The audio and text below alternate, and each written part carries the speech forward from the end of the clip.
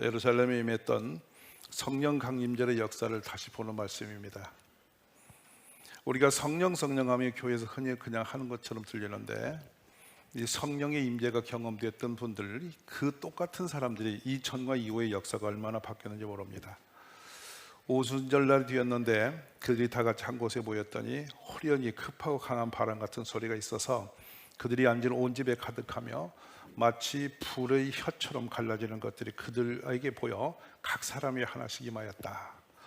자, 이것이 기록으로 이렇게 남겨져 있지만 이 안에 있는 역사는 우리의 상상을 초월합니다. 그 성령이 오셨을 때 다 성령의 충만을 받고 성령이 말하게 하심을 따라서 다른 언어들로 말하기 시작했다, 이렇게 되어 있는데, 우리는 여기에서 방언이라는 것만 딱 머리에 두르고 실제 성령이 역사하신 그 어마어마한 일들을 너무 많이 놓쳤습니다. 자, 그러면 여기서 어떤 분들이, 여기 나왔던 그들이라는 그분들은 누구였던 걸 한번 봅니다. 자, 크게 읽어봅시다. 들어가. 그들이 요한은 다락방으로 올라가니 도마 바돌로메, 마테오와 및 알페오의 아들 야코보, 셀로딘 시몬, 야코보의 아들 유다가 다 거기 있어 여자들과 예수의 어머니 마리아와 예수의 아우들과 더불어 마음을 같이하여 오로지 기도에 심쓰니라. 아멘. 어떤 사람들이었는지가 소개되죠. 거기 있는 이름을 보면은 예수님의 최측근들이에요. 제자가 있고 예수님의 어머니가 있고 은혜 입어서 변화받은, 치유되었던, 새 삶이 일어났던 그 기적 같은 체험이 있었던 사람들, 그 예수님의 육신의 동생들 다 모였어요. 근데 이분들이 왜 모였느냐면, 숫자를 보니까 사도행전 1장 15절에 보면은 약 150명이나 되었어요. 근데 도대체 이들이 왜 모였을까 하는 거예요. 왜 모였느냐? 예수님 말씀이 기억난 거예요. 예수님이 승천하시고 나서 남은 건 말씀인데 뭐라고 하셨냐면, 예루살렘을 떠나지 말고 아버지께 약속하신 것을 기다리라. 너희는 밑에 몇 날이 못 뛰어 성령으로 세례를 받으리라. 아멘. 자, 그러니까 이 말씀을 이제 붙들고 그들이 모였는데, 자 보세요. 49절에 읽어봅시다. 볼지어다 내가 내 아버지께서 약속하신 것을 너희에게 보내리니 너희는 위로부터 능력으로 입혀줄 때까지 이 성에 머물라 하시니라. 아멘. 약속이 있었던 말씀이에요. 어느 날 갑자기 예수님이 던진 메시지가 아니고 이전에 이런 예언이 계속 있었어요. 지금도 우리 이 시대가 여기가 모여서 이 말씀을 들으면서 사모해야 할 이유는 우리에게도 약속이 있다고요. 근데 우리는 이 약속된 성경 지우고 내 신앙생활을 생각 없이 하니까 맨날 우리가 성경이 나온 마른 뼈처럼 아무런 감동도 능력도 없이 교회만 다니는 거예요. 이게 종교생활이에요. 우리 종교생활은 피곤하게 이를 데가 없어요. 여러분이 만약에 성령을 경험치 못하고 교회 다니면 설교가 잘 안 들립니다. 무슨 얘기인지 이 설교치 가면 멍해져요. 그리고 삶으로 교회에서 봉사하는 모든 일이 다 수고가 힘들어요. 심지어는 예배당이 왔다 갔다 하는 것도 버거워져요. 그럼 저나 여러분이나 저도 그렇게 경험한 사람이니까요. 교회를 언제 평생 다니는 게 얼마나 힘든지 몰라요. 졸업장도 없어요. 이 교회는 일생 다니는데 종신이에요, 이거는. 근데 그 힘든 생활을 언제 하노? 이런 생각이 아득하니 드는 거야. 근데 또 착하게 가만히 있으면 목사님이 자꾸 일을 맡겨요. 자꾸 힘들어져. 그래서 나중에 이제 도망갈 생각이 자꾸 든다니까. 이게 성령을 소멸한 사람의 모습이에요. 근데 오늘 본문을 보면은 약속이 어떻게 되냐면, 요엘서에 내 영을 만민에게 부어주리니, 29절에 내 영을 남종과 여종에게 부어줄 것이며, 이사야 44장 3절에 보면 나의 영을 내 자손에게, 나의 복을 내 후손에게 부어주리니, 이로부터 이런 약속이 계속 있었다고요. 또 약속은 에스겔서도 있습니다. 뭐라고 하시니 봅시다. 새 영을 너희 속에 두고 내 영을 너희 속에 두어. 거듭 계속 하나님은 이런 약속을 해오셨는데 이걸 제대로 믿고 따르는 사람 많지는 않아요. 근데 드디어 예수님께서 하신 말씀을 읽어봅시다. 자, 내가 아버지께 구하겠으니 그가 또 다른 보혜사를 너희에게 주사 영원토록 너희와 함께 있게 하린다. 자, 파란 글만 읽어봐요. 그는 너희와 함께 거하시며 또 너희 속에 계시겠습니다. 맨날에 보내린다. 여러분, 그런데 어떤 이 앞에 있는 사람들이 누구였냐면, 예수님과 동행을 하면서 3년 동안에 물로 포도주가 되는 걸 보았어요. 현장의 사람이에요. 그리고 도시락 하나 들고 축사하시더니 5,000명이 먹고도 남았어요. 보았죠? 경험했죠? 그걸 먹었죠? 그리고 또 귀신이 나가는 걸 봤어요. 그리고 또 안진뱅이가 일어나요. 또 놀란 것은 소경이 눈을 떴어요. 귀머거리가 말을 했어요. 나병이 고쳐졌어요. 간질병이 고쳐졌어요. 중풍병자가 나았어요. 가난한 여인의 딸이 나았어요. 각종 질병 걸린 사람들이 다 나았어요. 그런데 호수에서 한밤에 그 폭풍과 몰아칠 때 배가 뒤집히는 그 가운데 막 위험해 있는데 예수님이 물 가운데로 걸어오시는 거야. 베드로는 덜렁 자기도 예수 귀신이나 했다가 주시다 하니까 자기도 걷게다 또 물 위를 걸어서 그 정도 경험했으면 믿음이 생겨야 돼, 안 생겨야 돼? 물어봐, 옆에 분 보고. 그런 기적을 같이 3년 동안 경험했으면 지금쯤 믿음이 충천히 할 거 아니야. 할렐루야. 오늘 우리가 여기서 생각할 것은 그래요. 우리 나이 같은 애들도 그때 우리의 이게 아기가 안 생겨서 아이를 못 낳아서 힘든 가족끼리 모여서 중보기도 했어. 그랬더니 이런 애들이 뚜룩 태어났잖아, 기도 끝에. 그러면 이런 아이가 태어나는 걸 보면 옆집 아주머니도 믿음이 생겨야 되잖아. 맞아, 안 맞아? 우리 교회도 안진뱅이도 있났고 병도 수없이 고쳤어. 그분이 고치고 나면 믿음이 막 확 올라서 하나님 진짜 계시는구나 하고 막 그 전도하고 막 댕길 거야. 아니야, 그게. 맞아, 안 맞아? 아무것도 없는 사람은, 흔적이 없는 사람은 그냥 믿음 생활이 힘들다 하는데 옆에서 그런 일이 일어나고 있고 내가 경험도 하고 막 이런 일이 생겨. 그러면 믿음이 있어야 할 거 아니야. 맞죠? 근데 희한해요. 우리 교회에서 한 80명은 안진뱅이 있다는 걸 봤어요. 우리 교회에서 현중이가 일어나서 이렇게 가운데 일어나서 걸어왔어. 그러면 그때 다 놀래고 박수 쳤어. 그 다음날 믿음이 없어 또 교회 안 나와. 이게 희한하잖아. 이게 우리의 모습이에요. 근데 보니까 그 놀라운 경험을 다 하고 3년 동안 그 놀라운 기적을 다 보고도 믿음이 없었다. 배웠고 동행했고 보았고 들었고 현장에서 기적을 체험하고 빵도 먹고 무리도 걸어보고 다 했어. 근데 믿음이 없다. 이게 얼마나 이게 비참한 일인가. 어떤 일이 있었어도 그들은 믿음이 생길 방법이 없는 사람들이 되어져 버린 거예요. 그래가지고 많은 증인들이 찾아와서 예수님이 부활하신 다음에 많은 사람이 찾아와서 예수님이 부활하신 사건을 전합니다. 그들에게, 제자들에게.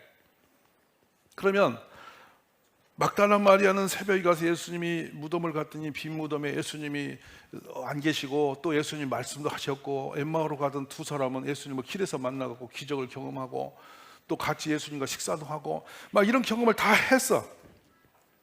그러면 믿음이 생겼게 안 생겼게? 물어봅시다. 믿음이 생겼어 안 생겼어? 이제 믿음이 죽어서 말도 하기 싫지. 말도 하기 싫어. 그래가지고 이제 보세요. 마가복음 16장에 한번 봅시다. 예수께서 난시고 첫날 이른 아침에 살아나신 뒤에 전에 7 귀신을 쫓아내주신 막달라 마리아에게 먼저 보이시니 말에 가서 예수와 함께 하던 사람들이 슬퍼 울고 있는 중에 이 일을 알렸다. 그들은 예수께서 살아났다는 것과 마리아에게서 보이셨다는 것을 듣고도 믿었다? 크게 읽어보세요. 믿었다? 또 그 후에 그들 중 시골로 갈 때 예수께서 다른 모양으로 그들에게 나타나시니 두 사람이 가서 남은 제자들에게 알리었으되 역시 믿었다? 옆에 분 얼굴 보고 역시 믿었다? 이거 기가 막힌 거예요. 이거 얼마나 희한해? 자, 그래서 예수님이 결론적으로 오셔서 뭐라고 하셨느냐? 그 후에 11 제자가 음식 먹을 때에 예수께서 그들에게 나타나셨어. 그들의 마음이 완악한 것을 꾸짖으시니 이는 자기가 살아난 것을 본 자들의 말을 믿지 아니하며라. 그 옆에 분은 인사하면 몰라요. 믿으세요? 믿음이 있으세요? 이거 기가 막힌 거예요. 우리가 오직하면 주님이 마지막 이별이 곧 다가오는 가운데 그들에게 꾸지람을 하셨게. 어째서 그렇게 믿음이 없느냐. 그 믿음이 그 꾸지람을 받은 사람들이 드디어 모였어요. 오늘 우리같이 모였어요. 할렐루야. 이 모인 게 은혜인 거야. 그래 옆에 인사하세요. 믿음 없이도 오신 게 기적입니다. 우리가 참느라요. 희미한데도 오기는 왔어. 왜냐하면 이게 종교인이거든. 안 오자니 껄쩍지근하고 오자니 그렇고 와서 또 별로 들리는 거 없으면 기분 나쁘고 가면서 또 아이고 참 교회 은혜도 없네 하고 또 갔다가 다음 주 또 나타나는 기적인 거야. 우리 참 은혜가 많아. 그것이 은혜야. 근데 보세요, 이 말씀이 얼마나 놀랍게 우리에게 오냐면 한번 읽어봅시다. 그런데 그들이 모인 것입니다. 말씀을 기대하고 모였는데 어떤 말씀?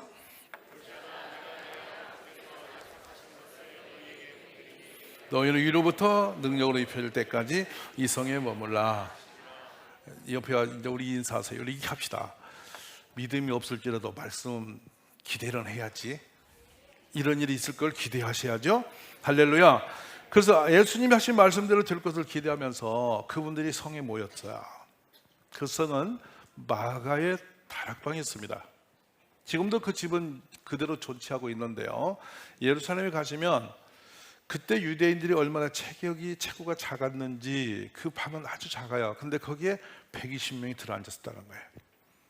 근데 바로 옆에는 가야바의 뜰이 있어서 예수님이 형을 받고 구속되고 얻어맞고 난리를 냈던 그 무서운 집이 바로 옆집이에요. 그 뒤에는 성전이 있거든요. 근데 거기에서 이분들이 있었던 것은 어떻게 우리가 추측하느냐, 무서웠어요. 예수님이 처형당하고 난 뒤에 그들은 매우 무서웠을 거예요. 그 예수님이 40일 동안 다니시고 이제 승천하신 다음에 자신들에게 올 위험이 공포로 왔을 거예요. 그래서 결국에 말씀을 의지하면서 거기 모여졌는데 어떤 마음을 갖고 있었냐, 위로부터 능력이 입힐 때까지 여기 머물라 했으니 그 말씀 붙들고 모여 있는 거예요. 할렐루야. 모여 있는데 이날이 며칠째 있을까? 여러분 궁금하죠?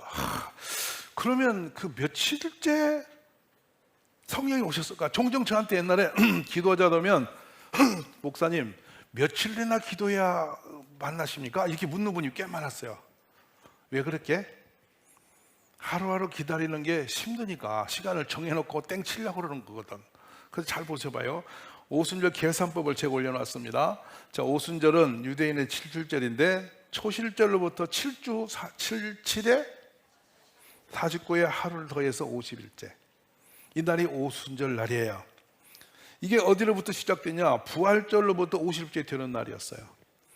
그리고 나면 이들이 모여서 계속 함께 기도했던 사도행전 1, 2장은 며칠이게? 밑에 있어요. 며칠이에요? 열흘 동안 정도 모였을다. 그러면 또 궁금할 거야. 얼마나 세게 해야, 기도를 해야 성령을 받지? 이렇게 될 거야. 여러분 얼마큼 해야 될까? 오늘 제가 너무 자세하게 알려드리네.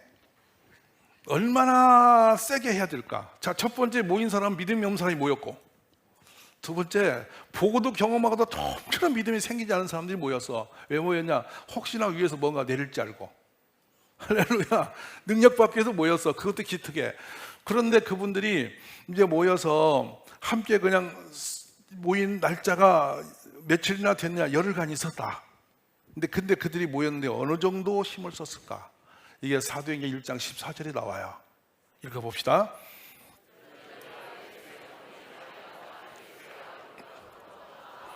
마음을 같이하여 오로지 기도에 힘썼다. 도대체 오로지가 뭔가? 힘을 쓴 건 어느까지일까? 한 목표와 한 방향을 향해서 끈질기게 죽기 살기로 했다는 거예요. 며칠 동안? 크게 며칠 동안? 열흘 동안 했다는 거예요.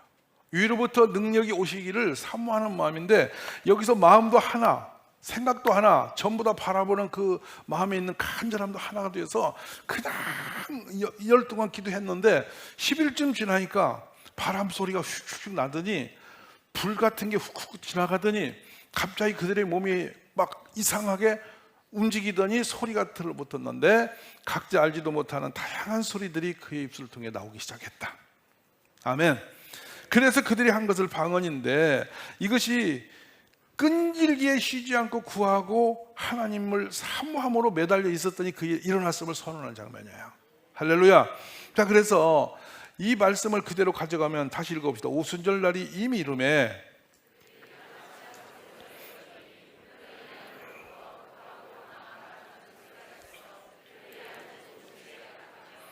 마치 불의 혈처럼 갈라지는 것들이 그들에게 보여 각 사람이 하나씩 임하여 있더니, 할렐루야. 우리 모두에게 이런 축복이 있기를 간절히 원합니다. 성령의 임재는 너무도 다양해서 내가 경험된 성령이 공식적으로 이렇다라고 정리가 불가능합니다. 워낙 다양합니다. 어느 날은 우리 온몸에 전류가 흐르듯이 다가오기도 하셨고요. 저 개인의 경험은 그렇습니다. 불이 두 줄기로 와서 제 눈으로 들어와서 온몸을 갖다 달 건데 이게 타 죽는 줄 알고 소리를 지르고 온통 뛰었는데 4시간 동안 난리를 내고 보니까 손톱이 피멍이 나더라고요. 그리고 온몸이 무게가 이렇게 뭔 돌로 눌린 것처럼 무거웠는데 그날 밤에 그 찬송하는 가운데 뒤 앞에 있던 암 환자가 나왔어요. 아멘. 이 성령의 임재는 너무 다양합니다. 어떤 때는 그냥 찬송이 터졌는데 밤새도록 찬양을 합니다. 눈물 범벅이 돼서 계속 찬양하는데 그치질 않습니다. 어떤 때는 자동차 운전하는데 6시간 반 동안 부산 갈 때까지 방언이 터지는데 그치지 않고 방언하고 부산에 부전동에 앉아있더라. 성령은 우리 이렇게 인도하세요. 그래서 이런 경험이 나간 뒤에 그냥 그 성령을 받은 걸로 그치지 아니하고 우리에게는 놀라운 체험적 신앙이 살아나기 시작해요. 그런데 놀라운 일은 내 인격과 삶의 방향이 확 바뀐다는 거예요. 여러분, 이때부터 우리가 거듭남의 새로운 역사가 시작되는 걸 믿으셔야 돼요. 자, 그러면 다시 읽어보세요. 그들이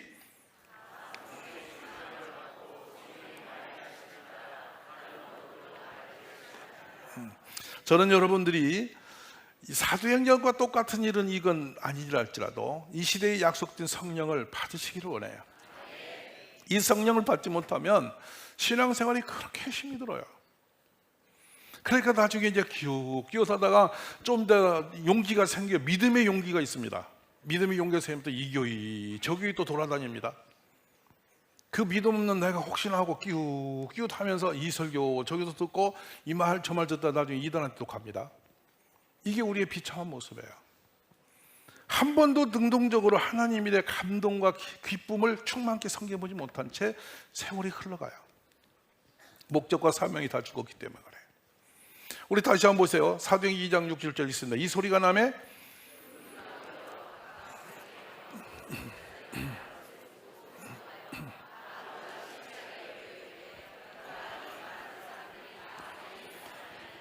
갈릴리 사람들이라는 것은 멸시하는 이름이에요. 그 집안 그 사람들은 어떤 유형의 사람인지를 아는 거예요.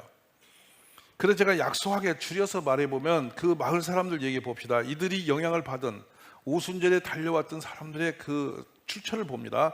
부르기아와 애국과 및 구레네에 가까운 리비아, 노마에서부터 온 나그네, 온 유대인과 유대교에 들어온 사람들과 그레데인과 아라비아인들이라 우리가 다 우리의 각언으로 하나님의 큰일을 바람을 듣는도다. 갈릴리 사람들이 학벌이 없는 사람들인데 그들이 유창하게 의고가 터져나와서 하고 있는 내용을 보면서 다 놀랬다는 거예요. 오늘날 이 사도행전 최초의 이 역사는 우리가 어떻게 보냐, 이미 창세기의 바벨탑 사건으로 흩어졌던 언어가 다시 한번 회복의 조건으로 보여주는 역사다, 이렇게도 해석을 하는 분이 있어요. 그리고 이와 똑같은 방언의 역사는 그때로 그치고 그 후로는 또 다른 방언의 역사가 새롭게 우리에게 다가오신다는 거예요. 할렐루야. 그래서 우리는 지금 이 세대를 우리가 바라보면서 가야 할 때라는 것이죠. 자기도 모르게 성령을 받고 나니까 사명이 임하고 복음 전파할 수 있는 힘이 생기고 능력이 임하게 됐어요. 자, 그래 읽어봅시다. 베드로가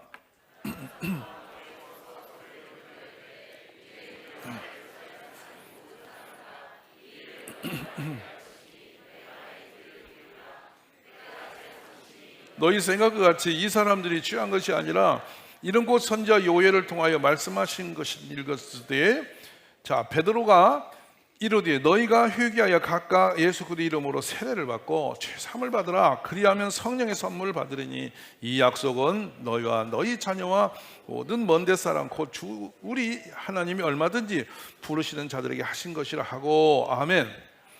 선물을 주셨다고 말씀하시는 거예요. 근데 이 선물은 초대교회에 멈춘 게 아니라 지금도 계속 진행하고 계시다는 거예요. 오늘 이 자리에 계신 여러분이 성령 강림절을 맞이해서 하나님의 임재하심이 경험되기를 간절히 축원해요. 그래서 인간의 이성적인 종교생활이 그만두고 성령의 강한 능력을 받아서 여러분이 새 일을 감당하는 역사 일어나기를 주의 이름으로 축복합니다. 자, 그러면 이 말씀은 제가 권하는 게 아니라 예수님이 약속하신 바입니다. 자, 읽어봅시다. 그는 이는 그를 보지도 못하고 알지도 못함이라. 그러나 너희는 그를 아나니 그는 너희와 함께 거하시며 또 너희 속에 계시겠습니다. 아멘. 자, 그럼 성령이 오시면 어느 정도 역사가 일어나는지 한번 봅시다. 성구에서 제가 한 10분의 1도 못 찾은 것 같은데요, 이 정도만 일어납니다. 첫 번째, 죽을 몸도 살리신다. 죄와 해방케 하신다. 인도하사 하나님 아들이라 확증하신다. 하나님의 자녀인 것을 증거하신다. 죄에 대하여 깨닫게 하신다. 구원에 대한 확증케 하신다. 거룩하게 하신다. 능력 주심으로 증인의 삶을 살게 하신다. 각양 은사를 주심으로 지체로서 봉사할 힘과 능력을 주신다. 일반적으로 성령이시면 이 놀라운 일들이 우리 삶에 자꾸만 일어나기 시작하는 거예요. 우리가 성령에 충만해서 세상을 완전히 자기 운명을 바꾸고 살았던 분은 요셉이나 다윗 같은 사람들이에요. 다니엘 같은 사람은 자기 의지로 절대 그 자리에 가지 못했어요. 우리도 그런 능력의 사람으로 변화되기를 기도하시기 바랍니다. 그래서 이 고기밖에 잡지 못하고 나중에 물고기 잡으러 간다고 도망치고 형편없는 믿음이 없는 베드로가 이 성령 받은 데 어떤 사람이 됐는지 한번 봅시다. 베드로가 이르되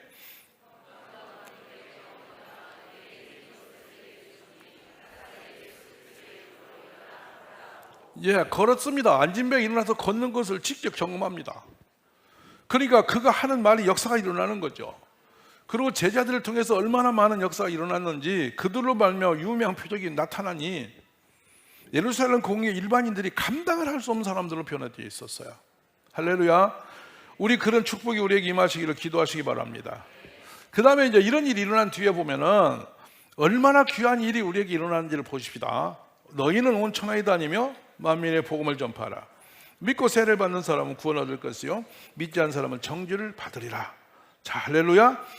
그래서 이제 이들에게도 있었던 일이 벌어집니다. 2절 한번 읽어봅시다. 하나님이 나를 전파하며 앓는 자를 고치게 하려고 내보내시며. 할렐루야. 자, 그랬더니 하나님의 능력이 오셨는데 얼마나 크게 오셨느냐면 믿는 자들에게는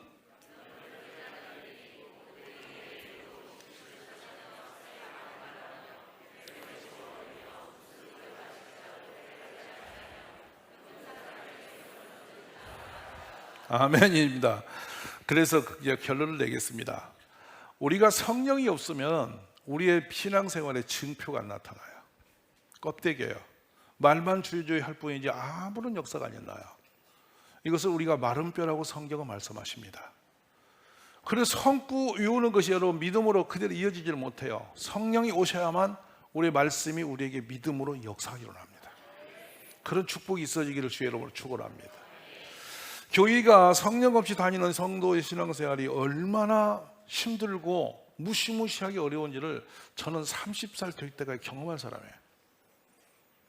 그래서 이제 대학교 딱 들어갈 무렵 되면은 내 머리도 굵어지니까 내가 자의적 판단에 의해 교회를 그만 졸업해야지 이런 생각을 늘 하게 되는 거예요. 근데 가족들의 그 평화를 위해서 끌려가고, 할렐루야. 오늘 또 아마 믿음이 없는데 부인의 눈치 보면서 어쩔 수 없이 가정을 위해서 오신 분도 계실 거고, 또 와 있는데도 불구하고 내 안에 능력이 전혀 없으니까 교회 생활이 전부 다 힘들고 연설 들어오는 기분으로 교회에 앉을 수 있어요. 여러분, 하나님 말씀은 살았습니다. 운동력이 있습니다. 근데 운동력은 뭐냐? 성령으로 인해서 역사가 있는 거예요. 그러므로 사모하시기를 주의 이름으로 축원합니다.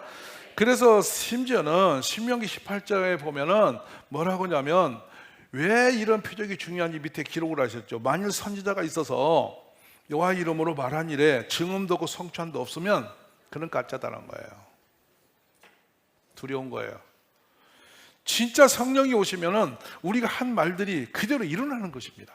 살아나는 거예요. 그래서 여러분이 사무엘상을 보면 사무엘이 하는 말이 땅에 안 떨어졌다. 말하면 이루어지더라. 여러분, 우리가 그렇게 되기를 기도하십시오.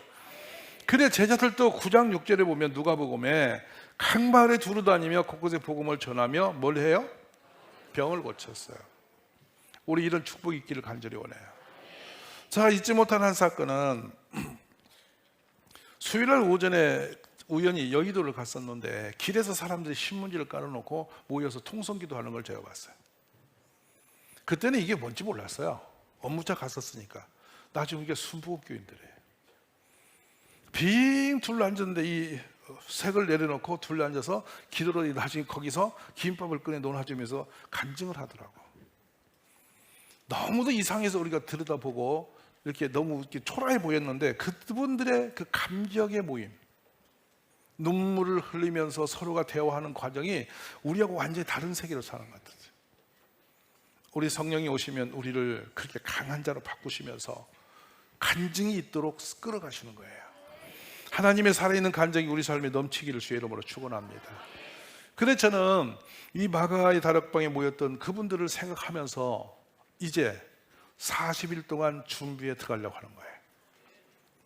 그래서 함께 기도 자리에 나오고 같이 표현하고 같이 올곧이 하나님 성령을 사모하면서 같이 주님 앞에 달려가는 일을 해보자는 거예요. 그래서 7월 첫 주에 우리가 풍집에 있을 때는 준비된 자에게 이렇게 강한 바람처럼 불같은 성령 역사가 우리 모두에게 임하시기를 원한다 이 말이죠. 그래서 성령이 오실 때 나타난 이 증거는 말로도 할 수 없는 것은, 저는 제 눈앞에서 이 여성병으로 몸이 이렇게 부풀어서 남편이 기도원 마당에다 버리고 간 그 부인을 제가 앞에 앉혀놓고 찬송을 했는데 제 손바닥이 그날 밤에 딱 터져서 이렇게 딱 걸레가 돼서 이게 때려가지고, 근데 이게 다 부서지고 그분이 일어나 춤을 추고 아침에 일어나 보니까 그분이 나왔어. 다 쏟아졌는데 밖에서만한, 이 밖에서 반만한 그 뭐랄까 끈끈하니 미끄러서 집어지도 않는 게 다 쏟아나왔어. 그렇게 배가 불러서 일어나지 못한 분이 쑥 배가 들어가고 얼굴이, 그 새카만 얼굴이 하얗게 바뀌었어요. 암이 쏟아져 내린 거예요. 우리 하나님은 놀라운 기적 역사가 있는 분이세요. 무능한 자에게 능력을 주십니다. 어두운 자에게 밝게 하심이 있습니다. 눈을 열어주시고요, 듣는 귀를 열어주시고요, 우리의 말의 언변에 능력을 주시는 분이에요. 못할 게 없는 거예요, 하나님을 만나면. 그러니까 우리가 내 힘으로 세상을 살려고 방황하지 마시고 성령의 강한 능력을 기도하시라는 거예요. 그 능력이 우리 자녀들에게 임하면 성령의 지혜의 영이 임할 것이고 우리 아이들에게 권능이 임할 것이니, 우리 모두가 성령을 사모하면서 이번에 7월 첫 주까지는 다 성령 받는 역사 있기를 바라요. 그러므로 여기다 책까지 만들어서 여러분 해드리고, 여기다 40개의 포도 소기를 그려드렸으니까 본인이 체크하시라 이거야. 그리고 저 들을 때도 그 성령표에 우리 교회가 하나 둘 안을 붙여갈 거야. 어지간한 꼬매덩이가 아침에 이만한 풍선을 매달고 앞에 서서 여러분을 째려받겠어. 모두 오늘부터 이제 성령 강림주를 사모하면서, 지금부터 여러분 집회를 사모하면서 한없는 하나님의 은혜를 사모하는 우리 온 가족이 되시기를 주의 이름으로 축복합니다.